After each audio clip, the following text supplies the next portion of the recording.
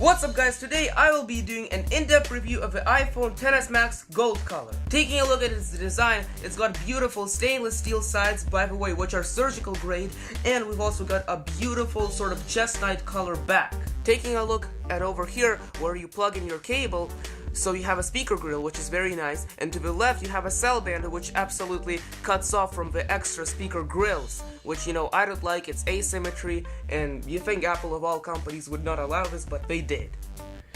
Here is a power button on the right hand side. I do wish it was slightly bigger. Here are the volume rockers on the left hand side, as well as a mute switch. We also do get a cell band over here,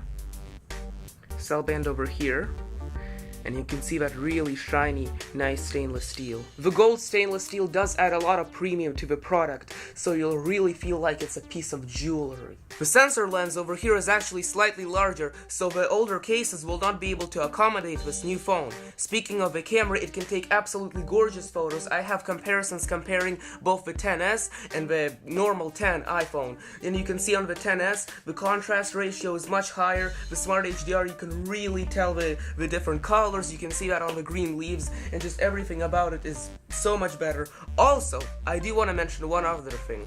For example, if you're taking a photo of a person and the sky is really bright, you will not have an overexposure problem. So you can have both be the guy bright and the sky bright, and everything is absolutely fine. The newer iPhone XS camera also does feature video with stereo sound recording. It does feature a 7nm process, which should be much faster for Face ID. As you can see, I would say opening apps on the newer XS as opposed to the normal 10 is slightly faster actually. So yeah, as you can see, photos load much quicker. The YouTube app, yeah, it loads pretty much instantaneously, all of them, and I had all of them closed, I promise. The newer iPhone XS has IP68 water resistance as opposed to IP67, so the newer iPhone model will be able to handle 2 meters underwater for up to 30 minutes. The newer iPhone XS also does feature better stereo sound, so it's almost like I'm watching videos on an iPad or a MacBook. So, take a listen right now. What's going on? I'm back today with my Apple Watch Series 2 unboxing.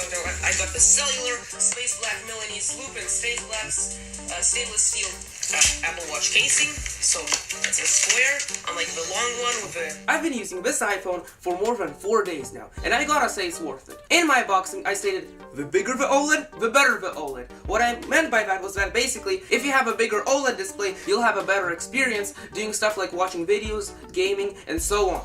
I gotta say, the camera really shocked me on this phone. Because of the Smart HDR, I can really take good photos of the sky and the person without it being overexposed or underexposed. Also, I do love the contrast between the different colors on the new iPhone. One other thing, I do want to mention that still, if you zoom in, like really zoom in, you can still see the fuzziness, so your photo kind of looks like a painting if you put it up on a big TV. Also, I absolutely love this exclusive wallpaper because, you know, it's exclusive to Apple and it sort of takes advantage of the extension above the notch, which I just absolutely love. Take a closer look at it again. Also, the new iPhone does come with a 5-watt charger brick and of course a cable to connect it to your phone. Now, look. It's 2018, all the other smartphone companies are doing it, and why isn't Apple? Why are they still including a slow charger when you have such a big battery and you need a fast charger to accommodate that? In conclusion, I would recommend a phone if you're willing to spend a lot of money to get the minor upgrades like the camera and such, but I don't think the camera is really minor as other YouTubers say, because I do really love the contrast, and it's the first time we sort of get that contrast on an iPhone. If you put them side by side, the 10 and the XS, you can really tell the difference.